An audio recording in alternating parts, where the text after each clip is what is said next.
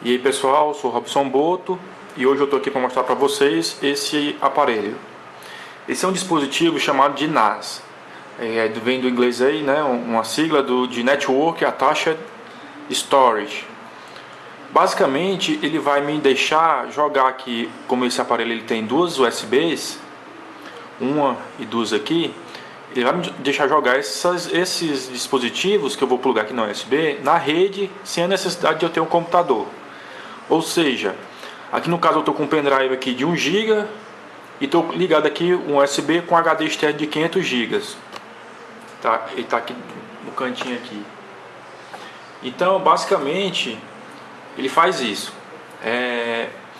Ele vem com a versão firmware dele bem precária, mas o funcionamento eu achei satisfatório, pelo menos durante aí um dia, 2 dias que eu fiquei utilizando ele para fazer os testes, né, de configuração, sem nem ligar o HD aqui propriamente dito. Eu liguei somente o pendrive de 1 GB. Ele fez a formatação do disco e salvou aí, ele fez a formatação no formato ext3, que é aí padrão de sistema operacionais Linux, e vem aí com o cliente de torrent, media server e de arquivos, né? E também de impressora. Como ele tem duas USBs, eu posso conectar um USB dessa, posso conectar a impressora, ele vai reconhecer e depois eu posso compartilhar na rede para puxar os drivers, né? Basicamente ele vem com somente esse aparelho aqui, né? Duas USBs, uma conexão de rede e um cabo de fonte. O cabo de fonte dele é bem pequeno, não tem 30 centímetros, então ele tem que ficar próximo à tomada, se você não tiver uma extensão. No caso aqui eu coloquei ele no chão para facilitar aqui a instalação, e depois eu vou preparar aqui um rackzinho para colocar ele e os HDs externos. Eu tenho vários HDs aqui, então fica mais fácil de logar de mexer, né, nele, com ele tudo pertinho do outro, HD e o NAS. A configuração aqui de casa, ele tá basicamente assim. Tem um modem Time Bridge, ele é um modem da GVT, estou aí com GVT de 15 megas, e dele sai um cabo de rede que vem até um roteador Linksys, que é esse aqui em cima. Esse é o Linksys com wireless aí, e tem aqui as conexões de rede dele. E um cabo desse sai diretamente para o NAS. Tentei liberar algumas portas aí no Linksys para liberar aí algumas coisas, mas ainda não testei fazendo pelo NoIP, né? Porque a configuração dele tem lá de DDNS pelo NoIP também, mas eu não consegui ainda fazer funcionar. Bem, então eu vou vir aqui deixa eu mudar aqui um pouquinho a posição da câmera. Deixar aqui eu não vou instalar um programa para fazer gravação aqui da tela, então eu vou gravar mais ou menos aqui a tela aqui, né? Vou aproximar um pouquinho mais aqui.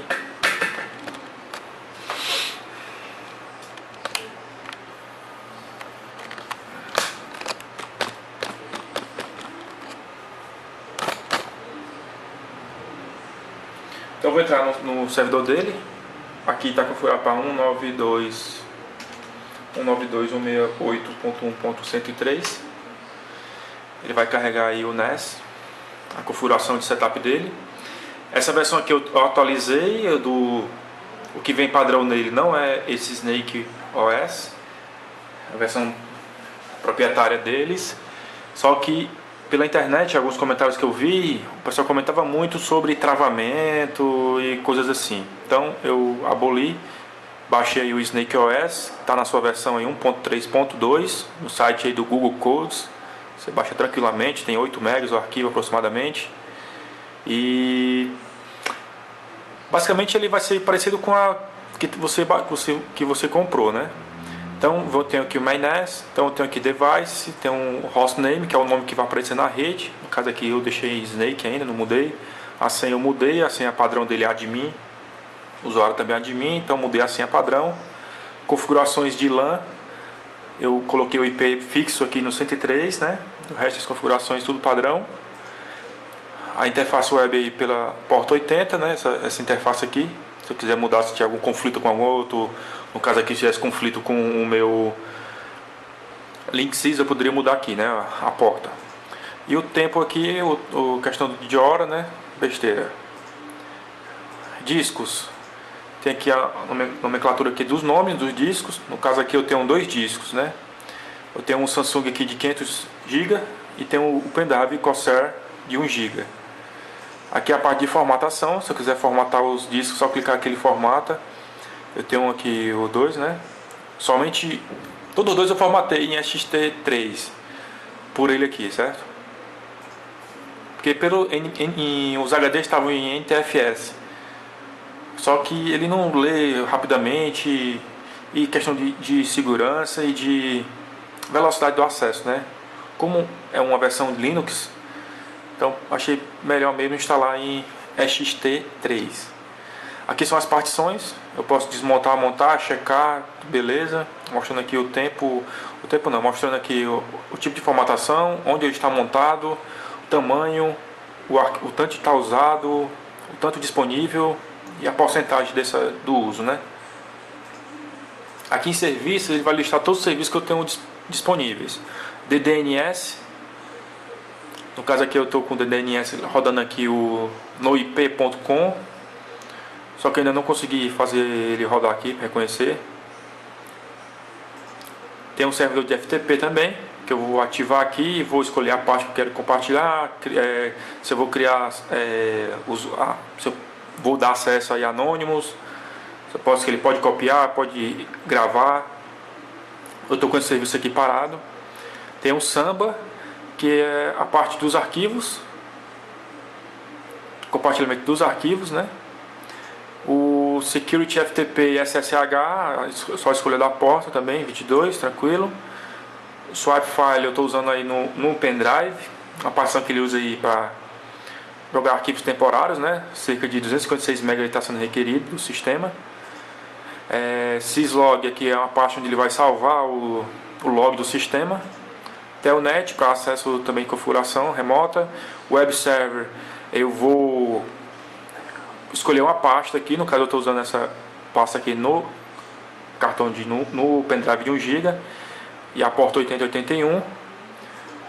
OPKG é uma questão de é uma opção de pacotes, né, que eu posso adicionar. No caso esse Snake OS ele não vem com o iTransmission. Quando você baixa o Snake OS tem lá um OPK do torrent, né? Então você adiciona aqui. Então eu deixei ele aqui ativado no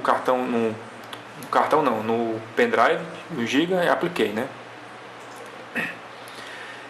Em sharing, que é o compartilhamento, né? Eu tenho aqui as impressoras, no caso aqui eu estou usando a impressora compartilhada. Tenho os compartilhamentos, né? Os 2 HDs, então 2 pastas compartilhando ele total. E os usuários, que vai servir tanto para os usuários do Samba quanto do FTP. Então cria aqui um usuário e os arquivos que ele pode acessar, né? E eu vou adicionar os arquivos aqui. Se eu quiser compartilhar, como eu estou compartilhando tudo, então ele vai com tudo. Mas se eu quiser especificar uma pasta, só quero fotos, então eu só boto fotos e esse usuário só vai conseguir acessar fotos.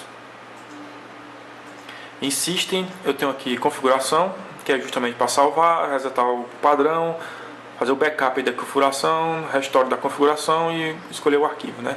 Fazer esse restore. Em status aqui eu tenho aquela configuração inicial. O log, ele vai me mostrar aqui como é que está o sistema rodando, né? Monitor, eu tenho as informações visuais, né? Gráficas, o uso da memória, swap, CPU load a 100%, e aqui são os 2 discos e o gráficozinho mostrando a porcentagem deles, né? Firmware é para atualizar a firmware. Package é onde eu vou adicionar justamente aquele que eu falei do iTransmission. Então eu escolho aqui o arquivo, instalo, ele vai aparecer aqui que foi instalado ok. Então aí eu venho em Service e Transmission. Aqui tem todas as configurações do torrent. a pasta que eu quero que ele salve. Ele vai estar ativado, logicamente. A porta do web, da web, né? Como ele é o iTransmission, então eu tenho acesso também via web. Então, como ele está compartilhando aqui, então eu venho aqui no 192.168.1.103.90.91. Ele vai entrar no iTransmission aí, que é o gerenciador web UI, né?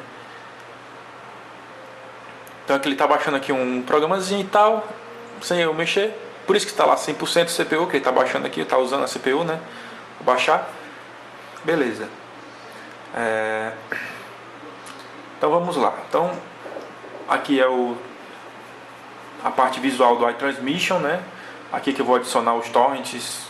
Quem está acostumado com Linux, quem está acostumado com dispositivos aí com iOS, sabe que tem a versão também do iTransmission para os iPhone, iPad, iPod Touch, né? Então basicamente vai ser a mesma coisa. Também tem a opção lá nesses dispositivos com iOS, também tem a opção de gerenciamento via web, né? Então quem já viu está acostumado. Quem não viu está aqui, pronto, ele concluiu, está salvo lá no meu HD. Eu vou minimizar aqui, não, deixa eu maximizar, vou só para fazer um teste, que eu copiei para o pendrive aqui um arquivo em HTML de uma página que eu tinha feito para a universidade. É o 8081, que é a parte do web server, né? Então tá aqui, então ele baixou, você consegue navegar, aqui tá tudo na minha rede, certo? Tudo na LAN. Aqui a relação, contato, beleza. Então é só mudar aqui a porta 9091, vai entrar no iTransmission. E se eu vier aqui no meu computador, eu venho aqui em Network.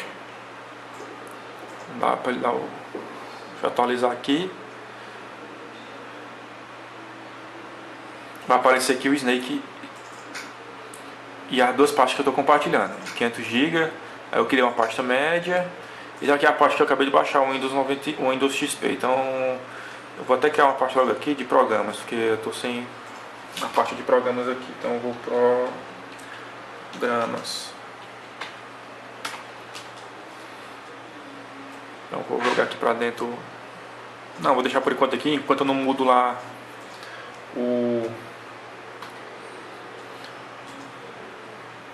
como é? Não botar programa não, botar torrent. Que aí eu sei que todos os arquivos de torrent estão aqui dentro. Depois eu mudo lá na configuração onde está o torrent, né? Deixa ele fazendo o upload desse arquivo, por enquanto. Então aqui eu criei as pastas no HD via o Index Explorer, né? Não coloquei o HD direto aqui no computador e criei as pastas. Porque como esse HD está apaixonado em ext3, o Windows XP, o Windows 7, ele não consegue, não lê essa partição, esse tipo de partição. Pelo menos eu acho que não. O Windows 7 eu acho que não. O Windows XP eu tenho certeza que não consegue ler. Então eu só vou conseguir ler isso se eu tiver uma estação com Linux. Então é isso aí, pessoal. Espero que tenha ajudado aí quem tem interesse. Principalmente aí aos que baixam muito arquivo em torrent. É bem interessante, porque aí você consegue acessar, deixar baixando, né, o seu torrent sem ter a necessidade de um computador ligado. E você pode compartilhar até 2 HDs. E também a impressora, né? Também você pode compartilhar a impressora em rede. Também que hoje em dia também tem muitas impressoras já que tem a rede, o Wi-Fi, né? Então não sei se nessa parte de impressão é vantagem, mas questão de arquivos, eu estou fazendo testes agora nele vou até aproveitar o vídeo, falta como tem 1 minutinho, eu vou tentar aqui copiar um arquivo, vamos ver aqui um arquivozinho mais ou menos tamanho relativo, né? Eu vou copiar aqui um seriado, então eu vou copiar aqui o The Big Bang Theory, episódio 5.9. Eu vou copiar aqui no HD, média, vídeo, seriado. Isso aqui tudo eu tinha criado antes, pessoal. Então eu vou jogar aqui dentro. Vamos ver a velocidade que ele vai copiar o arquivo. Copiando aí a 292, 3 MB por segundo. É um arquivo aí de 175 MB. Lembrando que eu estou via Wi-Fi, certo? Pelo notebook eu estou Wi-Fi, então ele está copiando do Wi-Fi para o roteador, do roteador ele copia direto para o LAN.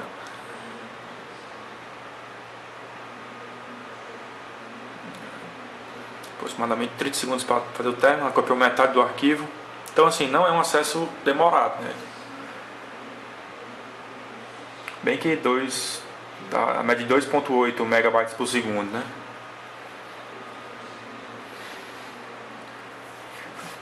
Posteriormente eu faço aí um teste via um cabo de rede e eu posto nos comentários qual foi a velocidade que eu obtive. Então eu estou agora com 2.80 a média por segundo, megabytes por segundo. Pronto, copiou, está no meu HD. Isso aqui eu posso ter acesso a ele livremente, certo? Assim, também tem outra coisa que, por exemplo, eu estou aqui com ele compartilhado no Windows, né? Botei no mesmo network, boto, no caso. Então ele apareceu nos dois computadores. E aqui no Windows 7, quando eu clicava aqui nessa pasta, de 500 GB por exemplo, eu estou compartilhando. Quando eu clicava nela, ele pedia usuário e senha do Windows. Eu colocava usuário e senha e não entrava. Eu colocava o usuário e senha que tem aqui do NES e também não entrava. Então cheguei lá no fórum do Snake OS e tinha lá uns passos para você adicionar e alterar alguns valores aí no registro do Windows. Depois que eu fiz isso, automaticamente já consegui acesso e copio e movo arquivos. No Windows XP isso não acontece, vai direto. É isso aí, pessoal. Obrigado pela atenção. Espero que tenham sanado algumas dúvidas sobre esse dispositivo. Só para frisar mais um pouquinho, que eu acho que eu nem falei nisso, é que eu comprei esse dispositivo, eu comprei no Extreme, custou aí aproximadamente $30, chegou em 38 dias. Beleza? Valeu, até mais.